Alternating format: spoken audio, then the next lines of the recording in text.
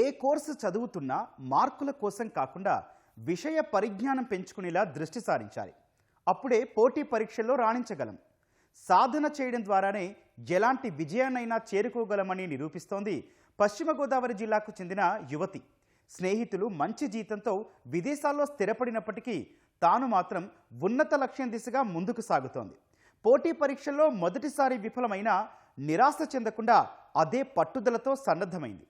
ఇటీవల విడుదల చేసిన ఇండియన్ ఇంజనీరింగ్ సర్వీస్లో జాతీయ స్థాయిలో 48వ ర్యాంకు సాధించింది. తన జర్నీ గురించి మరిన్ని ముచ్చట్లు కవిత మాటల్లోనే విందాం.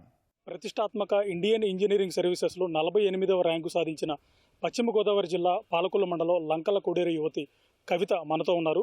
ఇక్కడి వరకు ఆమె సాగించిన ప్రయాణం, మధ్యలో ఎదుర్కొన్నటువంటి ఒడిదొడుకులను ఆమె మాటలోనే ఉందాం. ముందుగా మీకు అభినందనలు అండి ఈ ర్యాంకు సాధించినందుకు. అయితే ఇక్కడి వరకు మీరు రావడానికి మీరు ఎదుర్కొన్నటువంటి కష్టనష్టాలు కావచ్చు, ఒడిదొడుకులు కావచ్చు, ముందుగా మీ విద్యాభ్యాసం నుంచి ప్రారంభిద్దాం. అసలు ముందుగా మీరు ఏం చదువుకున్నారు? నేను 10th క్లాస్ ఇంటర్ వరకు ఇక్కడే పాల్కొల్లో చదువుకున్నాను. తర్వాత బీటెక్ ఎన్ఐటి సూరత్లో చేశాను. తర్వాత గేట్ ఎగ్జామ్ రాసి ఐఐటి ఖరగ్పూర్లో నా మాస్టర్స్ కంప్లీట్ చేశాను. దాని తర్వాత మా డాడీ ఇన్స్పిరేషన్తో ఆయన గవర్నమెంట్ జాబ్లో వర్క్ చేస్తూ చాలామందికి హెల్ప్ చేశారు.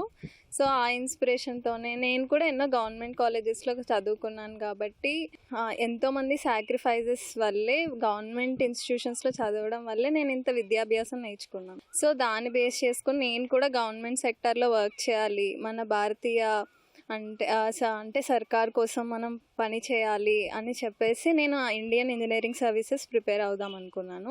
గవర్నమెంట్ సర్వీసెస్ అంటే మనం స్టేట్ గవర్నమెంట్ సర్వీసెస్ జాబ్ సాధించాలనుకున్నారు, లేదంటే డైరెక్ట్గా కేంద్ర సర్వీసెస్లో ఉద్యోగానికి సంబంధించి ప్రిపేర్ అవ్వాలనుకున్నారు? ఓకే, నేను మాస్టర్స్ టెలికమ్యూనికేషన్స్లో చేశాను. సో ఆ ఎడ్యుకేషన్ బేస్ చేసి ఏది నాకు మంచిది అని అనిపిస్తే ఇండియన్ ఇంజనీరింగ్ సర్వీసెస్లో మినిస్ట్రీ ఆఫ్ టెలికమ్యూనికేషన్లో ఐటీఎస్ ఆఫీసర్ పోస్టులు ఉంటాయి. సో నా ఎడ్యుకేషన్కి సంబంధించి అది నాకు చాలా ఉపయోగపడుతుంది, నేను అందులో బాగా వర్క్ చేయగలను అనిపించింది. అందుకని ఇండియన్ ఇంజనీరింగ్ సర్వీసెస్ చూస్ చేసుకున్నాను. అది సెంట్రల్ గవర్నమెంట్ సర్వీసెస్. నాన్నగారిని స్ఫూర్తిగా తీసుకుని ఇది చదివాను అంటున్నారు కదా, అసలు ఆయన ఏం చేసేవాళ్ళు? ఆయన చదువుకున్నారా, తను ఉద్యోగం చేసేవాళ్ళు?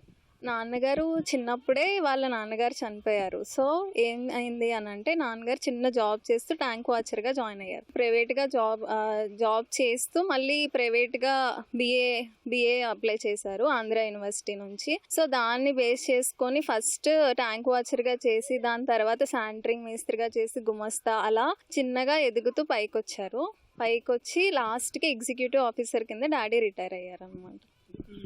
ఇండియన్ ఇంజనీరింగ్ సర్వీసెస్కి అలాగే ఐఏఎస్ ఐపీఎస్కి ఏంటి తేడా ఈ రెండింటి మధ్య? ఐఏఎస్లో ఏంటంటే అది ఇండియన్ అడ్మినిస్ట్రేటివ్ సర్వీసెస్ కాబట్టి మనకి గవర్నమెంట్ ప్రజలతో ఎక్కువ లింక్ ఉంటుంది.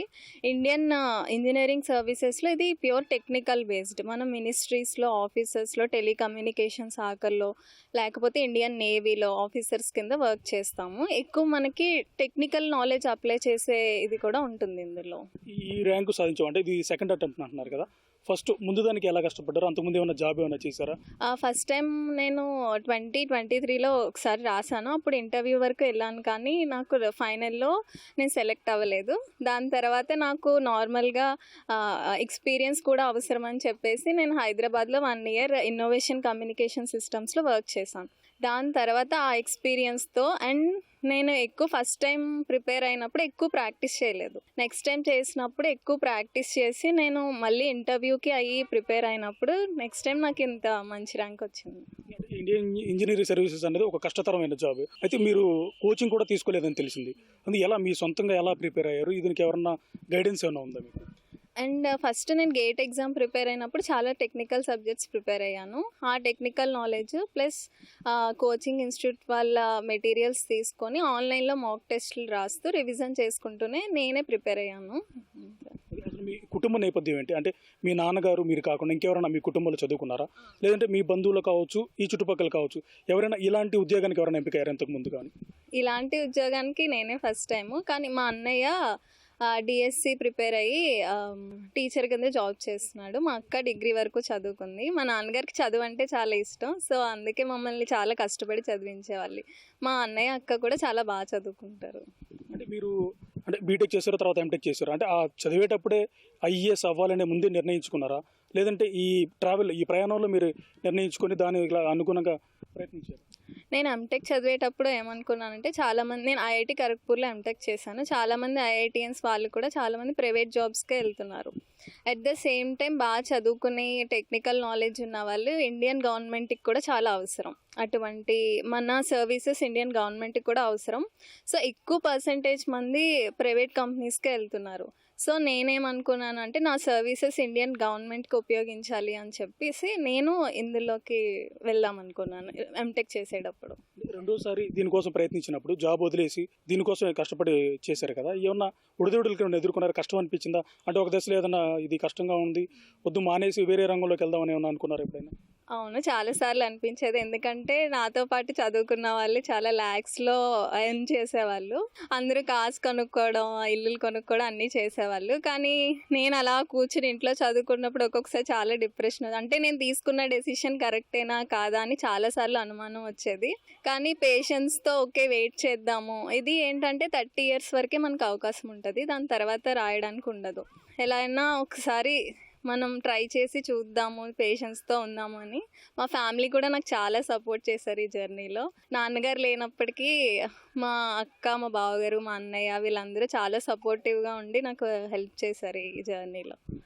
అది మీరు అన్నట్టు ఈ 1 yearలో ప్రిపేర్ అయ్యేటప్పుడు ఎన్నోసార్లు అనిపించింది అని. అయితే మీ కుటుంబ సభ్యులు ప్రోత్సహించారన్నారు. అంటే వాళ్ళు కూడా ఎప్పుడు మీరు అంటే వెనక్కి వచ్చేయి వద్దు మనం వేరే దాంట్లో చేద్దాము అనుకోకుండా మీరు సపోర్ట్ చేశారు కంటిన్యూస్గా? ఎస్, ఎందుకంటే డాడీ లేనప్పుడు అమ్మ ఒక్కతే కదా, ఆడపిల్ల కదా, చాలామంది పెళ్లి చేసే అని అనేవారు. కానీ మా మమ్మీ చాలా ధైర్యంగా నిలబడింది. ఒక్కతే అయినప్పటికీ నేను ఎగ్జామ్స్ రాయడానికి వెళ్ళినప్పుడు కూడా ఇక్కడ ఒక్కతే ఉండి చాలా సపోర్ట్ చేసేది. లేదు నువ్వు అవ్వాలి చిన్న, నువ్వు అవ్వాలి అని చాలా సపోర్ట్ చేసేది మా మమ్మీ, మా ఫ్యామిలీ. ఎప్పుడు నువ్వు వచ్చేసే చదవద్దు అని ఎన్ని సంవత్సరాలైనా ఓపికతో వాళ్ళు అలానే వెయిట్ చేశారు. మీకు 48వ ర్యాంక్ వచ్చిందని తెలిసినప్పుడు మీ అమ్మగారు కావచ్చు, మీ కుటుంబ సభ్యులు కావచ్చు, వాళ్ళ ఫీలింగ్ ఏంటండి ఫస్ట్ టైం?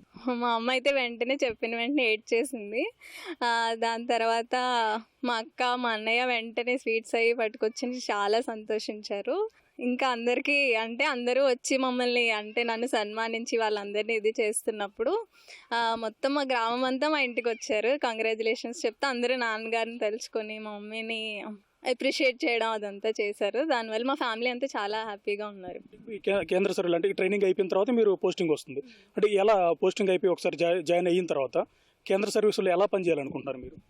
నాకు తెలిసి ఇండియన్ టెలికమ్యూనికేషన్ సర్వీస్లో మనం లైసెన్స్లు ఇవ్వడము ఇవన్నీ వాళ్ళు మనకి ట్రైనింగ్లో నేర్పిస్తారు. దాని తర్వాత నేను అది చేస్తూనే 6G కోసం రీసెర్చ్ చేద్దాం అనుకుంటున్నాను. తర్వాత మీ లక్ష్యాలు ఏంటి? అంటే ఈ 6G దానికోసం రీసెర్చ్ కాకుండా భవిష్యత్ ప్రణాళికలు ఏమైనా ఉన్నాయా మీకు? భవిష్యత్ అంటే నేను ఈ స్టేజ్కి రావడానికి చాలామంది హెల్ప్ చేశారు. అలానే నేను కూడా ఇండియన్ గవర్నమెంట్తో పాటు ఇంకా ఎవరికైనా ఇలా హెల్ప్ చేయాలి అని అనుకుంటున్నాను ముందుకెళ్ళడానికి. చాలామంది సెంట్రల్ గవర్నమెంట్ జాబ్స్ అంటే IAS, IPS ఇలాంటివి అనుకుంటుంటారు. అయితే ఇప్పుడు ఇండియన్ ఇంజనీరింగ్ సర్వీసెస్ ఎవరైనా చూస్ చేసుకుని దీన్ని కష్టపడి రాయాలనుకుంటే వాళ్ళకి మీరు ఇచ్చే సలహా ఏంటి? ఇండియన్ ఇంజనీరింగ్ సర్వీసెస్ అనేది అవును టఫెస్ట్ ఎగ్జామే, బట్ మీరు పేషెన్స్తో ప్రిపేర్ అయినప్పుడు మీ టెక్నికల్ నాలెడ్జ్ యాక్చువల్లీ మన గవర్నమెంట్కి యూజ్ చేసి మనం తీసుకునే డెసిషన్స్ రేపొద్దున చాలా మనకి మన భారతదేశ భవిష్యత్తుకి ఉపయోగపడే డెసిషన్స్ కూడా మనం తీసుకోవచ్చు నిజాయితీగా పనిచేసినప్పుడు. సో నేను వాళ్ళని ప్రిపేర్ అవ్వమనే చెప్తాను. Thank you. ఇది పాలకొల్లు మండలంలో లంకల కోడేరు యువతి కవిత మనోగతం. కెమెరామెన్ రమణతో ఉమామేష్, ETV న్యూస్, పశ్చిమ గోదావరి జిల్లా నుంచి.